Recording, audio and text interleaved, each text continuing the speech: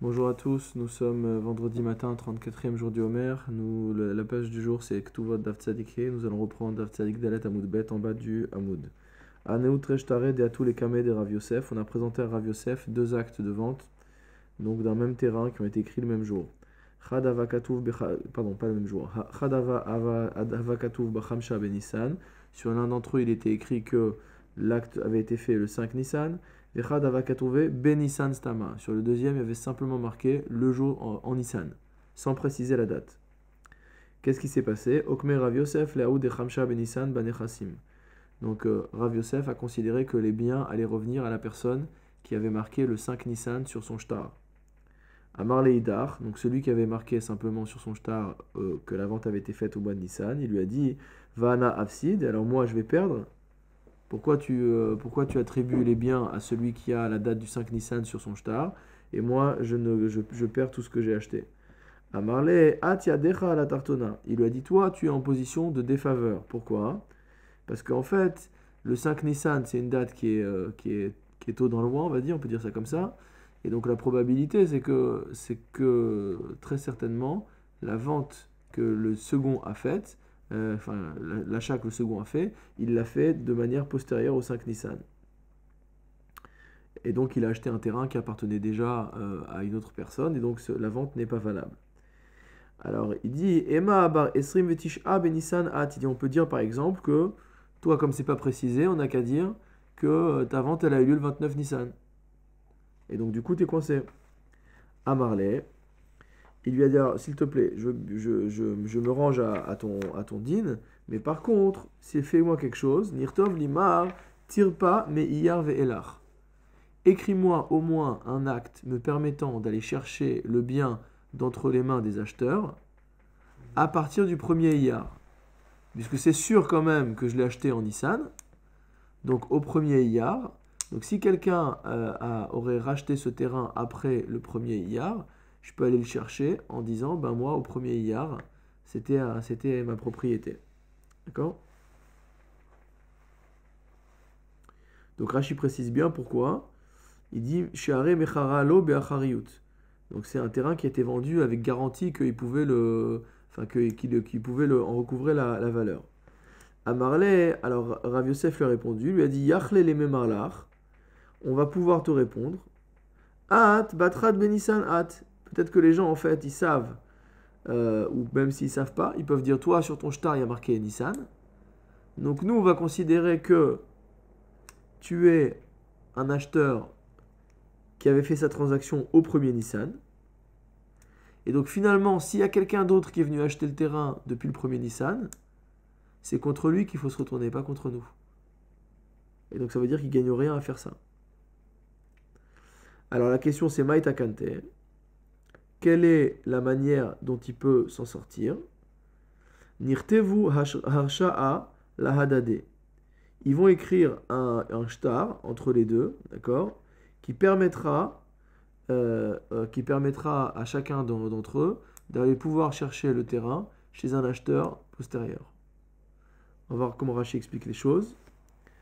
Yevakesh me etravero bachamisha benissan. Il va demander à son prochain, donc qui a acheté le terrain au 5 Nissan, veimsorlo shtaro, donc qui lui remette son acte d'achat. Veirtovlo arsha'a alav litrof les kochot, et qu'il écrive dessus, qu'il lui donne le droit, donc à l'autre acheteur, de pouvoir aller saisir le bien d'entre les mains d'un acheteur. C'est pourquoi, veimium roulo, si les gens viennent lui dire, bachad ben Nissan at, toi tu as acheté au premier Nissan, donc tu peux rien faire, puisque la vente elle est postérieure. Omer Lahem, il leur dira, Aniba litrof bishvil ma'ot shel chamisha ben Nissan. Il dit, moi je viens pour réclamer ce qui correspond à la valeur du 5 Nissan. Share lishnenu macha ba'achariyut, car ce terrain a été vendu à nous deux, ba'achariyut, ça veut dire avec un engagement que si jamais le terrain est saisi, donc ils pourront avoir une compensation. Va aniba be'arsha'a alechem mikocho, et je viens avec son autorisation contre vous, mikocho, de par la force de celui qui a acheté au 5 Nissan. Veimom roulo hukadam, et s'ils viennent lui dire, ben, il est arrivé, enfin l'acheteur qui a pris le terrain, il est venu avant toi. Ve'at bar esrim ve'tish'a benisan aïta. Et dis-toi, finalement, tu viens du 29 Nissan. Omer lahem, il leur dira, Anima bechamisha bechamat atzmi. Finalement, je viens pas au nom de mon comparse, je viens en mon nom propre. D'accord? Et donc, du coup, on appliquera la date du 5 Nissan. Alors, on attaque une nouvelle Mishnah. Mishaya nasui shete nashim. Quelqu'un qui était marié avec deux femmes. Ou machar et tzadeu, et qui a vendu son champ. Vekatva rishona la lokeach. Et que la première d'entre ces deux femmes, celle qui s'était mariée la première, elle écrit à l'acheteur Din udvarim en liimach. Donc cette fameuse expression qui voulait dire, entre guillemets, j'ai rien à faire avec toi, ce qui veut dire qu'elle se refuse, elle renonce au droit qu'elle a sur le terrain qui a été acheté par cet acheteur.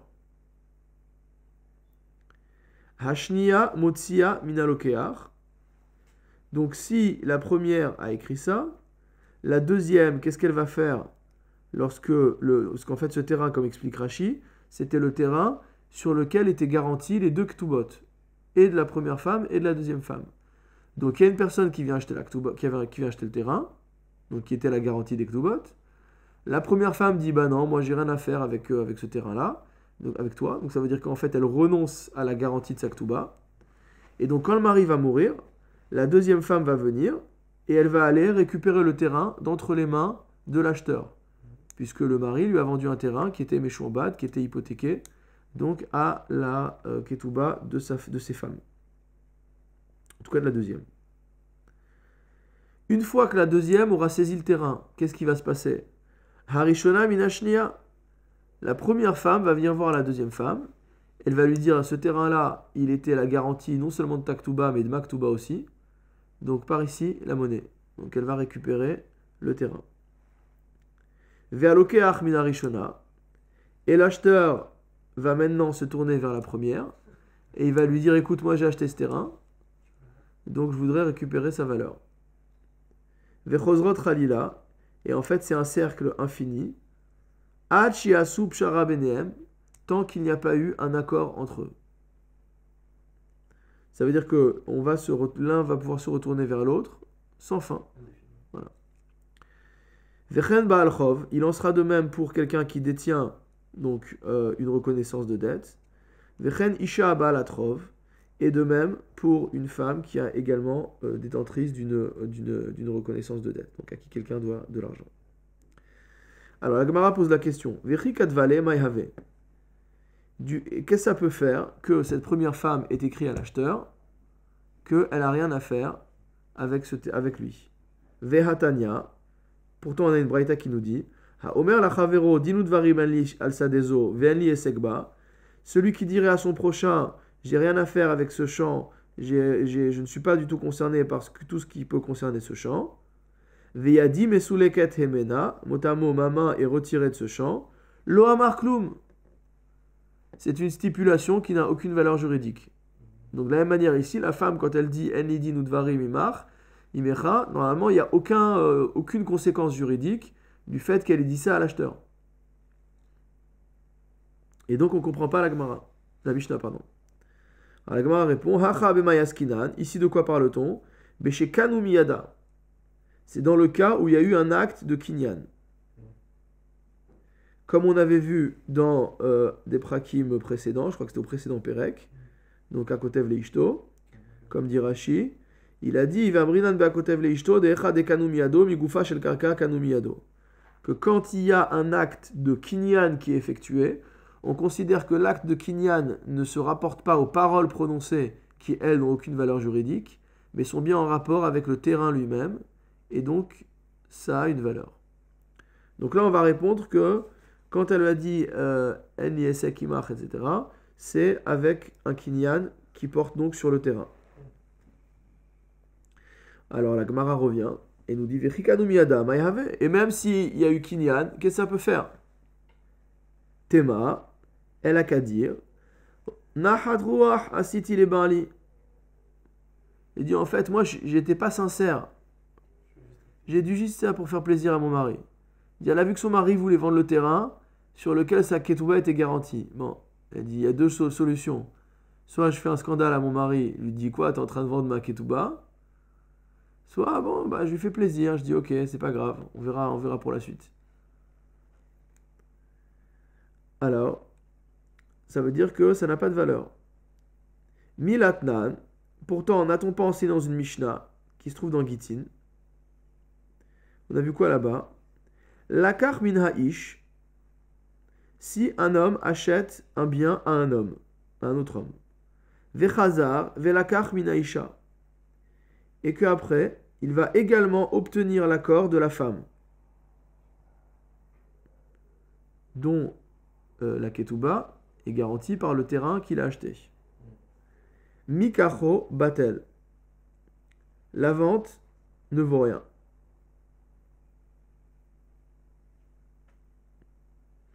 Regardez Rashi. Mashma les gamre, ça veut dire la vente ne vaut rien du tout. Pas juste après. Va filou bechaya baal. Et même du vivant du mari. Ça veut dire que du fait que ce terrain-là est la garantie de la ketouba de la femme, de toute manière, il ne peut pas le vendre. Et même si la femme, elle dit « je suis d'accord », ça ne marche pas. Alma. Donc on en déduit quoi? Yechola hi shetomar nachat ruach asiti le bali. Elle dit, elle peut très bien dire, donc c'est parfaitement compréhensible qu'elle dise qu'elle a dit ça pour faire plaisir à son mari. Puisqu'on voit ici aussi que quand elle dit ce genre de choses, ça ne vaut rien. Amar Rav Zera, Amar Rav Chizda. Donc on a un problème, donc on a une contradiction. Donc Amar Rav Zera, Amar Rav Chizda. Rav Zera enseigne Rav Chizda, la Kashia. Donc il n'y a pas de contradiction entre notre Mishnah de Gittin et la Mishnah ici de Ktubot. D'accord? Puisque dans la Mishnah de Ktubot, on voit que ça marche quand la femme elle dit « j'ai rien à faire ». Et dans la Mishnah de Gittin, on voit que ça marche pas. Donc il va falloir qu'on résolve cette contradiction. Donc Rav Chizda enseigne, donc c'est Rav Zera qui le rapporte, qu'il n'y a pas de contradiction. Ha Rabbi Meir, Ha Rabbi Yehuda. L'une des deux Mishnayot va selon l'avis de Rabbi Meir, et l'autre va selon l'avis de Rabbi Yehuda. Donc il n'y a pas de contradiction. Alors comment ça? Détania, car on a enseigné dans une braïta, Katav la Rishon, velo chatmalo.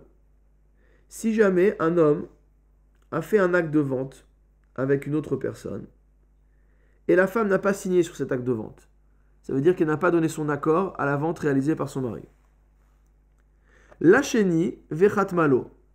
Maintenant, il vend le terrain à une deuxième personne. Vechatmalo, donc un autre terrain, et là, elle signe. Qu'est-ce qu'on dit dans ce cas-là? Ibeda ketubata, divrei Rabbi Meir. D'après Rabbi Meir, elle a perdu sa ketouba. Rabbi Yehuda Omer, d'après Rabbi Yehuda, Yechola Hishetomar, elle peut dire Nachat Ruach Asiti le Barli. Moi, j'ai fait ça juste pour faire plaisir à mon mari. Atem ma lachem alay. Qu'est-ce que vous me voulez? Donc, c'est quoi le cas dont on parle? Donc, disons que la femme, elle avait une ketouba qui valait un mané. D'accord? Le mari, il a deux terrains qui valent 50. Ou plutôt, il a deux terrains qui valent 100. C'est plus simple comme ça. Donc, le premier, il vient. Le mari, il vend le premier terrain. D'accord? Donc, la femme ne signe pas sur cette vente. Elle n'est pas d'accord avec cette vente-là. Après, le mari, il vend le deuxième terrain qui valait 100 à un autre homme.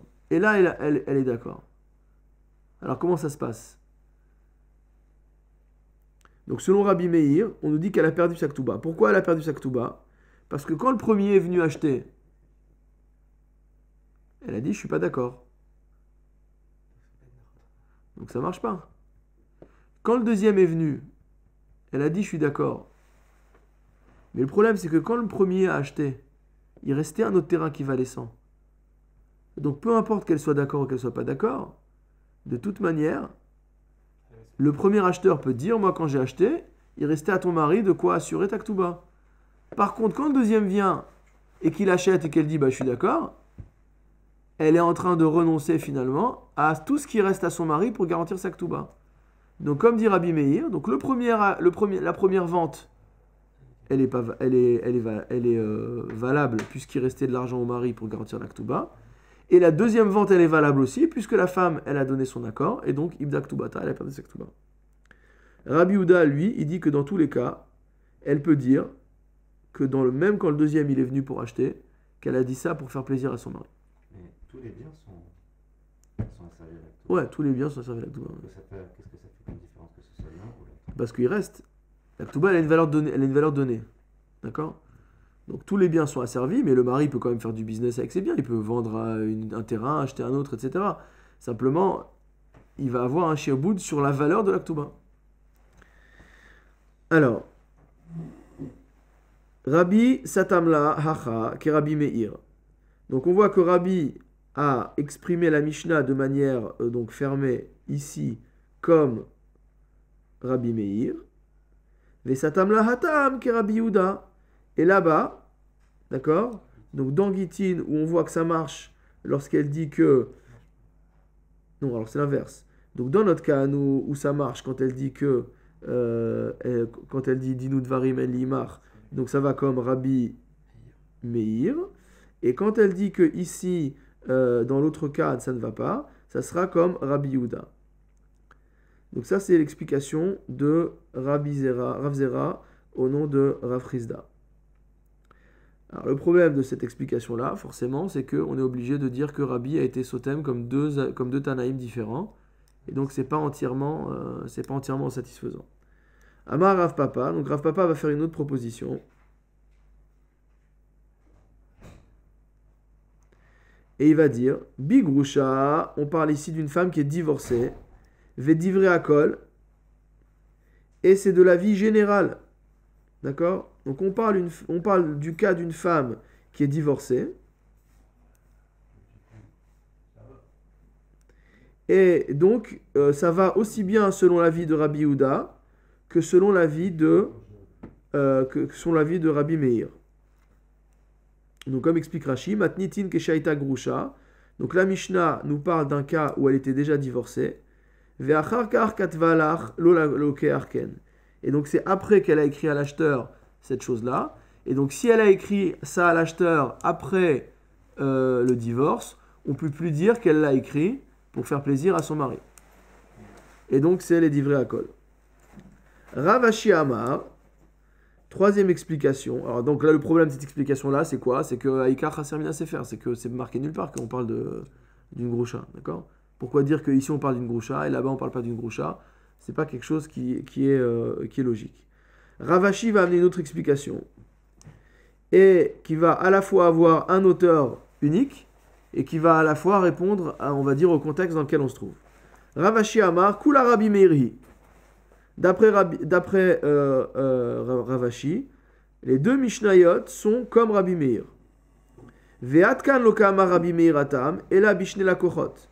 Et finalement, lorsque Rabbi Meir parlait comme ça là-bas, il nous parlait du cas de deux acheteurs. De Amrila, I ita denachat ruach avat, parce qu'il lui dit, si c'est vrai que tu as fait plaisir à ton mari en disant d'accord avec le deuxième acheteur, les kama ibaelach les me'abad, tu aurais dû faire pareil avec le premier. Et donc du coup, on peut pas tirer de conséquences, enfin on peut pas dire de faire la distinction qu'on avait fait tout à l'heure en disant que si le premier elle a pas dit oui, il restera de quoi acheter. Aval bloqué achechad, on va dire en Rashi après. Mais dans le cas d'un seul acheteur, afilou Rabbi Meir modé, même Rabbi Meir va reconnaître. Ou matnitin de katav le acher. Et donc notre Mishnah, elle est dans le cas où il a écrit à une autre personne l'acte de vente. Alors on va voir tout de suite dans Rashi. Ravashi Amar, afilou bioshevet tartav, que on peut appliquer la Mishnah même comme concernant une femme qui est mariée. Vetarvai hustame ke Rabbi Meir, et que donc les deux Mishnayot vont sur l'avis de Rabbi Meir. Ou matnitin de Gittin, donc la Mishnah de Gittin, qui disait que donc c'est la Mishnah qu'on a ramené au début, où on avait dit la karmina ish vechazar ve la karmina isha mikacho batel, que même s'il a obtenu l'accord de la femme, la vente elle est nulle. C'est quoi le cas? De lakach mina ish vechazar mi lakach mina isha, leachi mikrobatel. Il a d'abord acheté au mari et après il a obtenu l'accord de la femme. C'est pour ça que sa vente est nulle. De atkan lokama Rabbi Meir bebraita ibdak tubata et la bishne le kochot. Car Rabbi Meir n'est d'accord de dire qu'elle n'a perdu sa ketouba que dans le cas des deux acheteurs. Vea chazinan de barishon lo astan achatruach lebala. Alors nous avons vu qu'avec le premier acheteur, elle n'a pas cherché à faire plaisir à son mari. Il kach lo matzet le memar ki chatma la sheni. C'est pour ça qu'elle ne peut pas dire, en concernant le deuxième, que quand elle l'a fait, c'était pour faire plaisir à son mari. Mais quand il y a un seul acheteur, on peut dire que oui, c'est comme ça. Umat nitin, et donc dans notre Mishnah, deacha, deashmainan mina chatimata kayemet, donc où on dit que l'accord de la femme a une valeur, puisque du coup, c'est pour ça que le bien est en train de tourner entre les trois protagonistes de la Mishnah. Deacha, pardon, bedekata vaba'a leacher kodem lazé, c'est quand le mari avait fait la vente à une autre personne avant cela, velo chatma, et qu'elle n'avait pas signé, velazé chatma, et là elle a signé. Donc le même cas finalement que ce qu'on a dit dans la Braïta. Donc on introduit donc dans notre Mishnah une autre vente préalable qui n'est pas inscrite mais qui est sous-entendue. Ok. Tnan hatam. Donc on a toujours enseigné là-bas, donc on continue l'étude de la Mishnah de Gittin. Donc dans la Mishnah de Gittin, En nifraim minechassim meshubadim b'makom shesh nechassim benechorim. On n'a pas le droit de se rembourser sur des biens qui sont hypothéqués lorsqu'il existe des biens qui sont non hypothéqués. Ça paraît logique, a priori. Va filou minaziburit, même si les biens qui ne sont pas hypothéqués ne sont que ziburites, c'est-à-dire les terrains de plus mauvaise qualité. Donc normalement, on ne se rembourse pas avec ziburites, mais là, si effectivement, ceux qui sont de la Haïdite, ceux qui sont des terrains de bonne qualité, ils sont meshubadim, ils sont asservis déjà à une autre transaction, alors on va aller se servir sur des biens qui sont libres. Ibaria lehu, on a posé une question au Beth Midrash. Ishtadouf benechare, si jamais les biens qui étaient libres, donc qui étaient non hypothéqués, se sont dégradés. Maoud elitrof mimisha bede, sera-t-il dans ce cas-là permis d'aller se servir sur des biens qui sont hypothéqués? Tashma. On va essayer de rapporter une réponse à cette question à partir d'une braïta. Katav la rishon velo chatmalo. Le mari a vendu son bien à une première personne et la femme n'a pas signé. Lacheni vechatmalo. Il a vendu à une deuxième personne et elle a signé. Ibda ktubata divrei Rabbi Meir. Comme on a expliqué, selon Rabbi Meir, elle a perdu sa ktuba. Veis al kadatar ishtaduv benechare taref mimesha bede. Et si tu viens me dire que lorsque les terrains qui sont libres se sont dégradés, on va pouvoir aller saisir sur les terrains qui ne sont pas libres. Neide ibdak tubata misheni. Tant bien, si même on considère qu'elle a perdu sa ketouba du deuxième, d'accord, parce qu'elle a signé sur la vente, mais Rishon Mia Tigbe, elle a qu'à aller chercher l'argent sur le premier. C'est vrai qu'elle n'avait pas signé, d'accord, mais malgré tout, elle peut aller chercher, même si les biens sont soumis, sont asservis, assujettis à la vente qui a été faite par le mari. Et donc ça tendrait à prouver que on ne peut pas aller saisir sur des biens qui sont hypothéqués. C'est contradictoire avec ce qu'on a enseigné. Amar Rav Nachman bar Yitzhak. Rav Nachman bar Yitzhak enseigne. Maï Ibeda, qu'est-ce qu'elle a perdu la femme? Ibeda Misheni, ce qu'elle a perdu, elle l'a perdu du deuxième. D'accord? Elle l'a pas perdu du premier. Et donc il n'y a aucune raison d'aller chercher chez le premier. Et donc c'est pas une preuve qu'on ne peut pas aller chercher sur des biens hypothéqués. Amar Rava. Rava il dit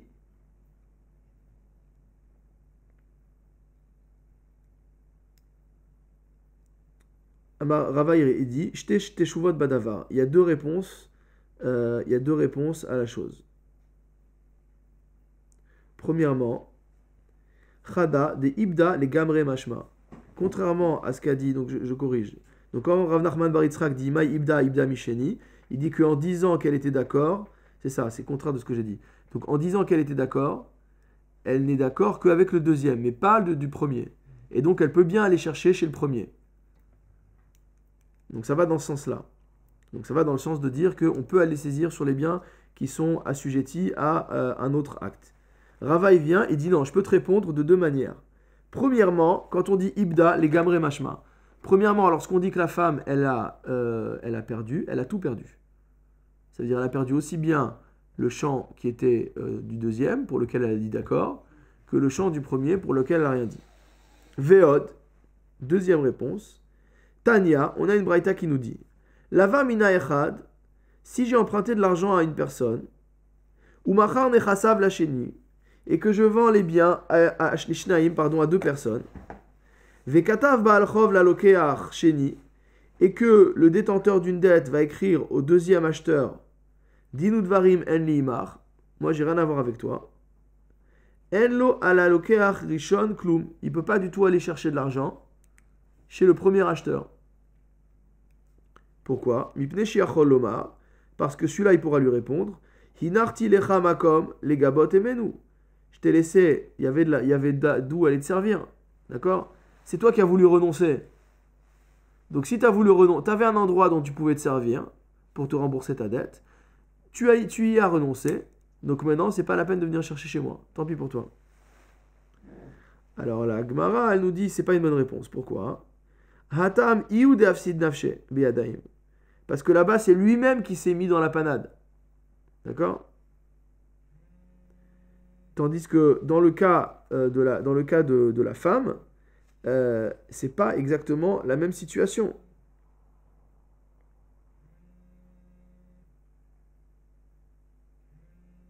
C'est pas la même situation que le champ, c'est pas la même situation que le champ qui a été dévasté. Dans le cas où le champ il a perdu de sa valeur, il s'est dégradé, il a été dévasté, etc. Bon, c'est un événement qui est arrivé comme ça, et donc après maintenant il faut voir comment on s'en sort. Mais c'est pas quelque chose de volontaire de la part de celui qui détenait la reconnaissance de dette vis-à-vis du propriétaire. Par contre là, si le détenteur de la reconnaissance de dette dit lui-même finalement moi je veux rien avoir à faire avec donc l'un des deux, alors c'est lui qui se met dans une mauvaise situation et donc du coup il perd tout. Mais donc ce n'est pas une preuve que dans le cas où il y a perte, on ne puisse pas aller saisir sur les biens qui sont hypothéqués. Amar les Raviemar les Ravashi. Raviemar a dit à Ravashi Vea ma'asim bechol yom. Pourtant c'est quelque chose qu'on voit quotidiennement. Qu'est-ce qu'on voit quotidiennement? Regardez Rashi. Des dayanin, danin, que des dayanim jugent, des kevan de ishtadouf benechare, tarif mimisha bede, que, étant donné que les biens qui sont libres se sont dégradés en valeur, on puisse aller faire une saisine sur des biens qui sont hypothéqués. Des aou gavra, des mishkenle par dessa lechavre, par exemple une personne qui aura mis en gage chez son prochain un verger, les ser shlin, pour 10 ans. Vekash le chamesh shlin. Et au bout de 5 ans, le terrain s'est dégradé, il s'est abîmé, il a vieilli. Donc il n'a plus la valeur qu'il devait avoir. Veata le kamayhu de rabanan. Et donc ces deux personnes-là se sont présentées au Beddin. Et comment les chachamim ont jugé? Vekat vous les tire pas. Ils ont écrit donc à la personne qui avait reçu le champ donc pour 10 ans, ils lui ont écrit un shtar, ils lui ont écrit un acte lui permettant d'aller saisir des biens, même hypothéqués, chez la personne qui lui avait remis le champ. Alors la Gemara répond Hatam nami inhu ou deafsidu anafshaihu. Ici aussi on peut dire que c'est lui qui s'est mis dans une situation de difficulté. Pourquoi? Kevan de avouyad e de pardessa avid de kish, parce qu'étant donné qu'il était prévisible que ce verger allait vieillir, loïba eleu le misban, il n'avait pas à réaliser la vente, puisqu'en fait le verger est venu comme la garantie d'une vente d'un autre terrain. Veil cheta, et donc quelle est la halacha? Ishteduf benechare tarfa mimesha bede. La halacha est que si jamais les terrains se sont abîmés, que les biens qui étaient libres se sont abîmés, on pourra aller chercher, d'accord, sur les Meshabédé, puisqu'on voit que même dans ce cas-là où il était prévisible que la situation se passe, les Chachamim ont quand même donné un shtar tirpa, ils ont quand même donné un acte permettant d'aller saisir sur les biens qui étaient déjà assujettis à d'autres transactions. Okay. Amar Abaye. Abaye va nous ramener un autre cas. Nechasai ler ve'acharaich lifloni. Donc il y a un monsieur qui dit à une jeune femme, donc qui est célibataire, il lui dit Nechasai ler.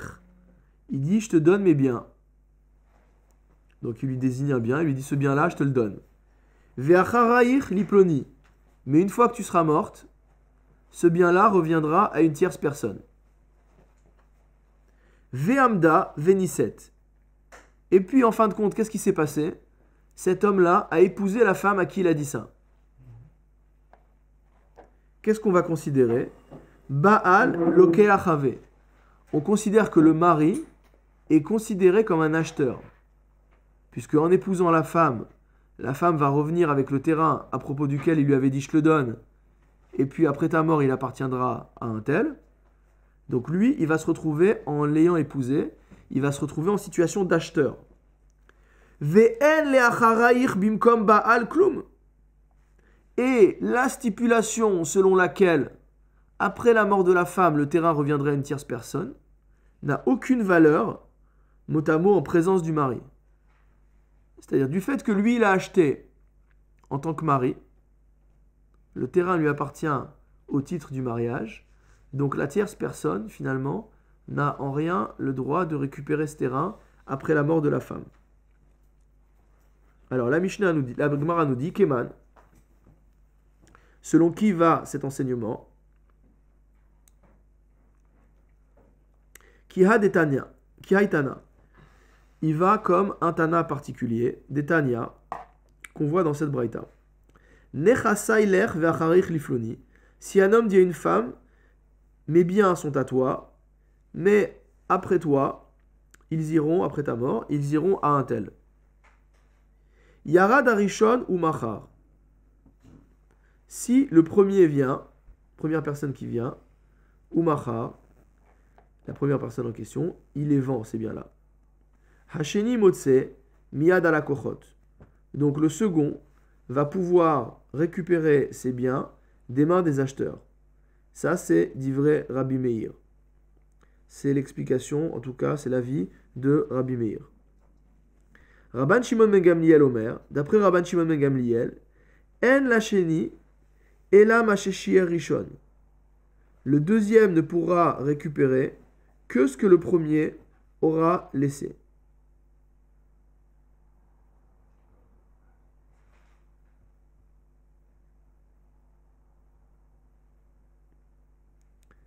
Donc encore une fois, donc Abaye nous a dit quoi?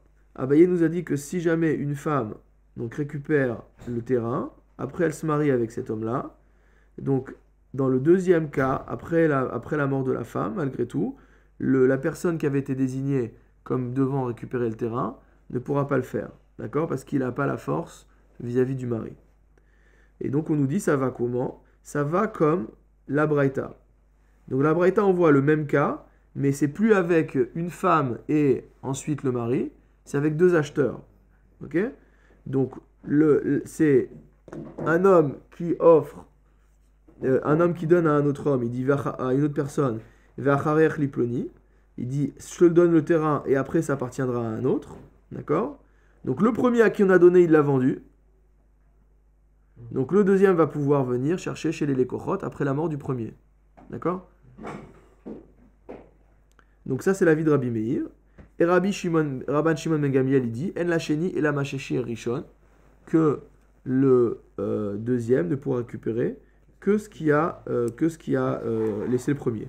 Et donc en fait l'avis de Abaye est conforme avec Rabban Shimon comme explique Rashi, puisque pas comme Rabbi Meir qui dit qu'on pourra aller, qui dit que il peut aller récupérer. Mais comme Rabban Shimon ben Gamliel qui dit qu'on ne peut pas les récupérer.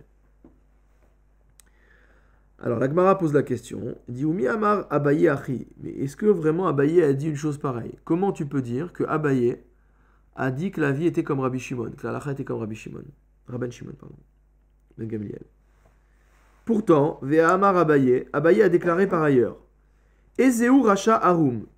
Qui c'est qu'on appelle Racha Harum, c'est-à-dire mot à mot un méchant rusé. C'est-à-dire quelqu'un qui utilise des mauvaises ruses, qui n'est pas droit en affaires. Ze amasi etzal imkor bin chassim, qui Rabban Shimon ben Gamliel. C'est celui qui utilise le conseil de vente de Rabban Shimon ben Gamliel. Donc on voit que Abaye, lui, il considère que cette manière de faire n'est pas du tout droite et n'est pas du tout à conseiller. Et donc si elle n'est pas du tout à conseiller, de faire une chose pareille, dire de vendre au premier, après vendre au deuxième, etc. Donc comment on peut dire qu'Abaye pense comme Rabban Shimon ben Gamliel puisqu'il dit que c'est un truc tordu? Alors la Gemara elle te dit, mais attends, ce que te dit Abaye, c'est qu'il ne faut pas le faire a priori. Il t'a pas dit que la halakha n'est pas comme ça. Il t'a dit qu'il ne faut pas utiliser ce genre de stratagème. Alors la Gemara te dit, Mika Martinase, est-ce que on t'a dit que la femme, elle doit se marier une fois déjà qu'elle a récupéré le bien? Il lui a dit, je te donne ce bien et après ta mort, ce sera un tel. Est-ce que vraiment, on lui dit, tu dois te marier? C'est-à-dire, est-ce que tu dois utiliser ce stratagème? Non. On dit Niset Kahamar. On pose la question, il se trouve qu'elle s'est mariée après. Donc, quelle est la manière dont on doit trancher après ça? Ve'amar Abaye. Et Abaye a enseigné Nechasailech ve'acharei chilfloni, que si un homme dit à une femme, je te donne mes biens, et après ta mort, ça sera à un tel. Ou machra ou meta. Cette femme a vendu ses biens qu'elle avait reçus de la part de cet homme et elle est morte. Donc normalement, après qu'elle soit morte, il était prévu que les biens retournent à la tierce personne. À Baal motzi miyad ala kochot. Donc là, elle s'était mariée avec le type en attendant. Donc le mari, il va aller récupérer le bien chez les acheteurs en disant désolé, mais le bien, je l'avais donné à ma femme que de son vivant. Donc maintenant qu'elle est morte, ça me revient. Ve'achair miyad Baal. La tierce personne à qui avait été promis le terrain après la mort de la femme va venir voir le mari qui a récupéré le bien et elle va lui dire désolé, mais ta femme est morte, donc maintenant c'est à nous que revient le bien. Velokear miyad acharair. Maintenant l'acheteur va venir voir la tierce personne et lui dire tu sais quoi, ce bien je l'avais acheté à la femme d'un tel, d'accord? Et donc toi et moi on n'a rien entre nous. Donc maintenant, je veux récupérer le terrain que j'avais acheté. Parce que elle a une obligation, ou lui, il a une obligation vis-à-vis de toi, c'est un autre problème. Moi, je te connais pas. Tout ce que je sais, c'est que j'ai un shtar, comme quoi ce terrain m'appartient. Ou mokminan lechuleu bida delokeach. Et donc, la totalité des biens vont rester entre les mains de l'acheteur. Donc à qui ça devait revenir de base? Qu'il avait acheté à la femme. D'accord? Mais via tout ce circuit-là. Ok? Donc Abaye a dit ça. Donc maintenant la question c'est Maishna mehaditnan chozrot chalila achiasu pshara benehen. Comment on voit, quelle est la différence qui fait que dans le cas que Abaye vient d'enseigner, l'argent finalement, le terrain, il reste entre les mains du lokéar, de l'acheteur, et on ne dit pas à nouveau qu'on repart pour un cycle, alors que dans le cas de notre Mishnah, on a dit que le terrain, il va faire le tour des trois acteurs, jusqu'à ce qu'ils trouvent un accord entre eux. Pourquoi cette différence entre les deux cas? Hatam, réponse de la Gemara, Hatam itleu psida, lechuleu. Il dit là-bas, il y a une perte pour tout le monde.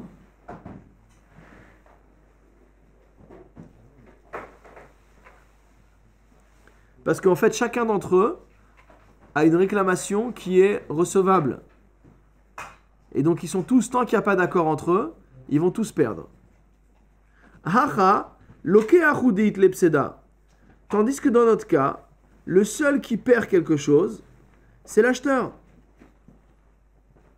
Et donc c'est le seul qui a mis de l'argent sur la table. La femme, elle a reçu un cadeau. Le mari, c'est lui qui a donné.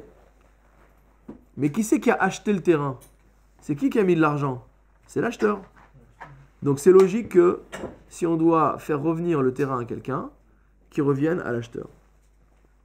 Azal Rafram est parti. Amar lishma teta kame de Ravashi. Et il a répété cet enseignement-là devant Ravashi. Mi Amar Abaye Achi. Et il lui a demandé, est-ce que Abaye vraiment il a enseigné ça? Ve Amar Abaye, pourtant Abaye a enseigné par ailleurs. Nechasa ilech ve acharai chilfloni. Que si on dit à une femme, je te donne ces biens-là, et après ta mort, ils seront à une tierce personne. Amda Veniset, que cette femme s'est mariée avec le monsieur qui lui a donné le terrain. Baal Lokeachave, on considère que le mari est l'acquéreur du terrain. Ve'en le'achara ich bimkom Baal Mklum, et que la promesse de donner à une tierce personne n'a plus aucune valeur face maintenant à sa position de mari. Amarle, il lui a répondu, Hatam, donc comment on concilie les deux? Il dit Hatam de Amarla Keshe Ipnuya. Dans le cas que tu viens de me citer, c'était un cas où il lui a offert ce terrain quand elle était encore célibataire. Haha, et dans notre cas, on parle du cas où il lui a dit quand elle était déjà mariée. Et donc la différence est fondamentale.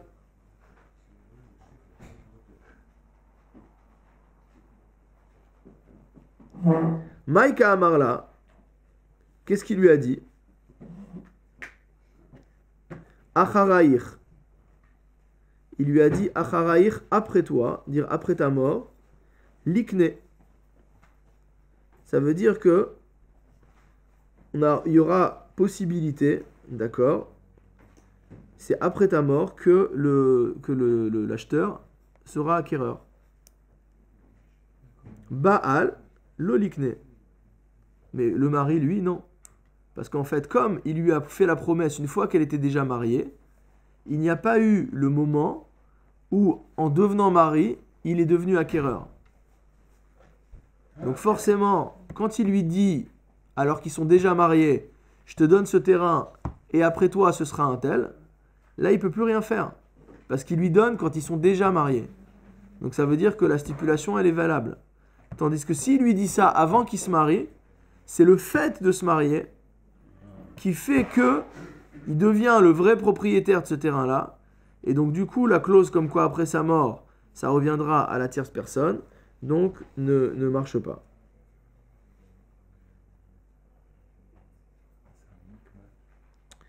Alors, à la fin de la Mishnah, on avait vu Vechen Baal Chov, que la halakha sera la même en ce qui concerne un Baal Chov.